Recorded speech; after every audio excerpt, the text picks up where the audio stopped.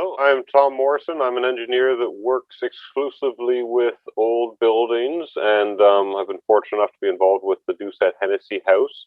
Um, as part of our involvement in that project, our role has been to kind of figure out how to do as little construction work as possible. Figure out what are the options to actually remove scope and still get what you want, while at the same time trying to step back and say, okay, how can we do more design and evaluation to make sure on paper we're getting exactly what we want before you're kind of committed into construction. So the whole idea of saying, okay, how do we help make sure that all the construction activity is what you need, we can drop what you don't need, and you can get the best quality end product for the lowest total cost.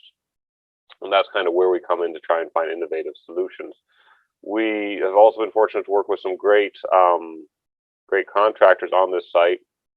We collaborated with the mason Brian Frost to help find ways to save the foundation walls, to repair the historic stone foundation, something that's built in a style that you don't build nowadays. And so, since it's no longer common, they're no longer like the standard approaches. They do A, B, C, and then everything's safe. You have to kind of step back and say, okay, what are our criteria? How do we ensure that we're meeting the level of safety required for buildings? Um, and what knowledge needs to come into that, and how do we kind of check and balance it as we go? You find a really good craftsman like Brian, and you can get great results. You can get something that works. You can get something that's beautiful in its own way, and you can actually end up with something that costs you less on this kind of a project. We've also collaborated with the carpenters to work on the upper parts of the house, start repairing the structure, start ensuring that all the new loads, all the differences, and the fact that we're going to have a lot more people in that building potentially, that everything still carries what it needs without having to do more construction work than required to carry that extra weight, that extra strain. So it's been a fun project. There've been some great skilled people involved. The reason why we feel it's important to kind of save old buildings, and there's a lot of different, I find, alarms that will raise when people hear heritage and conservation and preservation. So we try and focus on saving old buildings. We think it's important just because we care about the future. Um, the the mindset that it takes to deal with an old building kind of puts you in the thought state, okay, what are the assets we have? How do we understand what's there? What do we value about what's there? And how do we take those values and are we able to keep them? They're going to be different for each different building. And Doucette Hennessy is kind of pulling out some of those that really fit in with the local um, Bathurst kind of what has created that town. But not just in this idea of what is past and what is history that's often discussed, but also in the idea of where are you going in the future? The fact that we can take these buildings and it's actually more sustainable to work with the existing building over demolishing and building new. It's shown by groups as unbiased as the U.S. Department of Defense that this is proven to be true. Um, the fact that it can be better for the economy when you're kind of stepping back and saying, hey, let's focus on where we're spending money. Let's not do it too widespread. Let's say, hey, here's the actual spots we need to invest in, and just doing that. The fact that it can be better for developing skilled trades. We're taking approaches that aren't just saying, oh, we just want the lowest, um, we want people the minimum wage that, we're giving them an approach they can't really screw up. We're trying to say, we want to value good work. And we want to bring that to the highlight and bring that to the fore.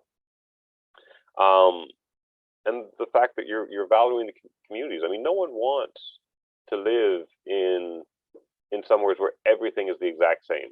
People actually value um, the fact that you've got different types of buildings, different types of flavor depending where you go. I mean, you talk to anyone that goes to Newfoundland for vacation, how that whole tourism industry exists is because it's different. They have their own style with how they build. And you drive through rural areas in Newfoundland, and that sticks out to you. And sticking out in a very negative context is when you see that one house that's built in the brand new style that you see everywhere across North America. Um, so they bring a lot of interest in indirect ways. The challenge is when you're local, it's harder to see it. when you see it day in and day out, you fail to appreciate how unique this is and how many things it brings. But what are the indirect benefits? Well, they've demonstrated again and again in a North American context, the buildings that keep their historic communities that keep their historic structure, communities that have more old buildings around, have greater resiliency.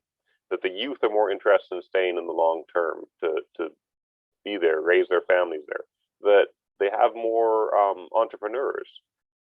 Again, it's hard to say, here's, we have old buildings, therefore we have this. You can't quite do that. But there's this correlation, this fact, these keep happening again and again and again, that we have these connections. And so to us, it's important to kind of keep our old buildings, to keep buildings like in our case, we're engineers, we're consultants, to help our clients keep these kinds of buildings, because for the future of the communities, for the future generations, they can provide a lot of values, whether fighting climate change, whether we're trying to empower future residents, what have you. It's been a fun project. Thank you. My name is Jane McGinn, and I'm a project engineer with Heritage Standing. And we have been delighted to be involved in the project with Doucette Hennessy House and its transformation into a community center. What we've been doing recently, which is the beginning of the construction phase of the project, there was the initial work on the foundation to stabilize it and reinforce it, and that went very well. More recently, the next step was to reinforce the first floor by putting in new beams, new jack posts, and that work just finished last week, and the reports back are that it has transformed the feel of the house, that sponginess is gone. When you walk around, it's not moving so much, so that's a real success. What we're working on now with local contractors is the stabilization or the strengthening of the rafters for the roof. We know that with the transformation of the house, there will be increased insulation, and that will mean an increased snow load. And in anticipation of that, the rafters in the attic are being strengthened, and that work should be finished in the next couple of weeks. So what we've done at the start is probably not visible from the outside. You certainly would be able to feel it if you're walking across that first floor and you realize it's not moving so much anymore. But we're building a really strong framework. And the next steps for Doucette Hennessy is to now fill in with the things that will be visible, the new windows and siding and the asphalt shingles on the roof. That's the part that you will really be able to see and as you drive by or as you visit. But this first part was necessary to give that really strong framework to start the project off on the right foot. And so what it means for Doucette Hennessy is that this home, which is all about roots in the community and strength of family, can now be something different in the community, but still it's about roots and strength, and it become a community center and something that everybody can participate in. So it's exciting to see what those next steps are. And it's been fun for us to get to know some local contractors, get to know the Bathurst community a little bit better, and I imagine that our relationship with Doucette Hennessy House will last long beyond the completion of our work, because there will be some, I'm sure, some events that we will like to participate in. Okay, I'm Brian Frost of Brian Frost Masonry near St. Andrews, New Brunswick, and I'm here at the Doucette Hennessy House in Bathurst. We basically tore the wall out. Again, the wall had partially collapsed in, and so we tore it out about a 14-foot section here. You can see part of it there. And then last week we started rebuilding. So we rebuilt this shoulder back into here to support this, and the same thing on that side, which is okay. We've been installing metal rods to increase the strength of the wall so the same thing doesn't happen again. So this is one. This goes way back into here, so it tying the old part of the wall, comes across and ties the new part of the wall to the old. We got the same thing over there. We have a few of these rods which are tying from the footing up. Again, basically just adding extra strength so the ground can't push it in.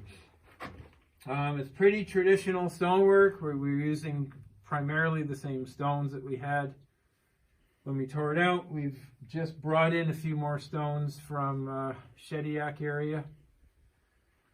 You can see some of them piled there because we were running out of stones because much of the wall had been filled in with bricks. So the progress is going good. You can see it's traditional, kind of a random rubble masonry style. The rocks are somewhat irregular shape, but a little bit squared, and you just lay your rocks and we have fun. My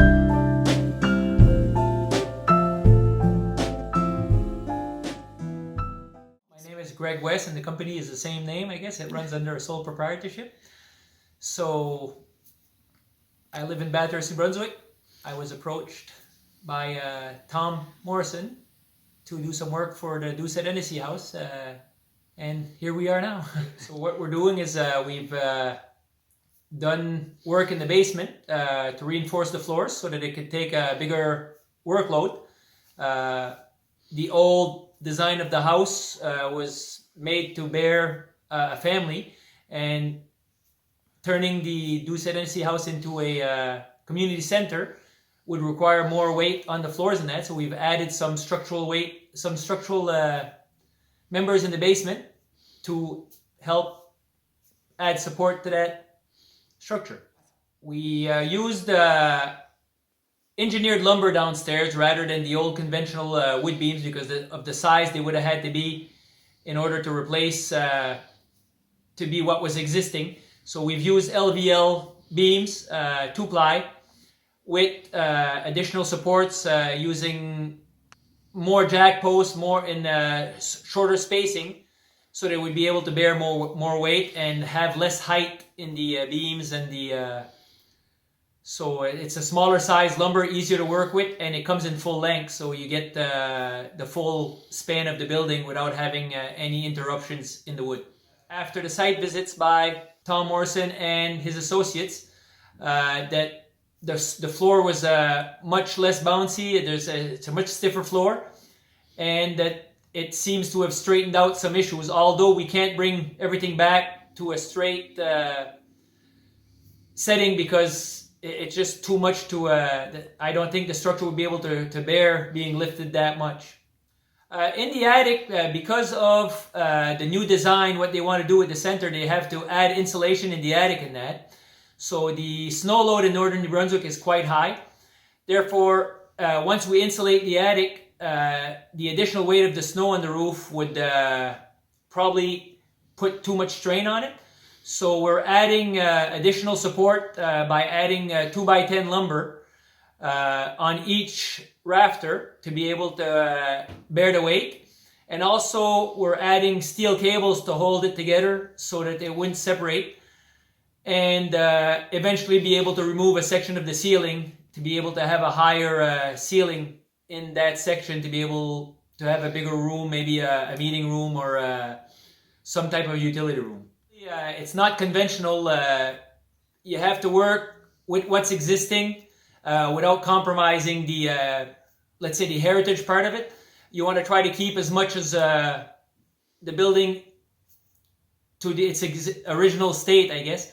And mixing new with old, sometimes it's not always easy.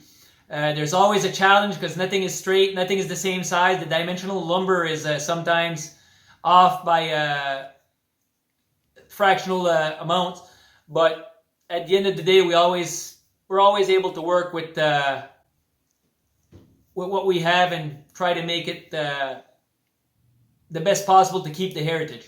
Well, this is my first time working on a heritage project. I don't usually do work in those types of older buildings. I tend to have, I usually do more minor renovations or build newer buildings. Not very experienced. That's why I'm working along with Tom again, because he's worked with those sites before. I think the hardest part is to find the subcontractors to do the work that want to work in those older buildings and see the value of what the heritage means to the community. It's been a pleasure so far working with the people on the project, and it's nice to see that people take a big interest in preserving their history.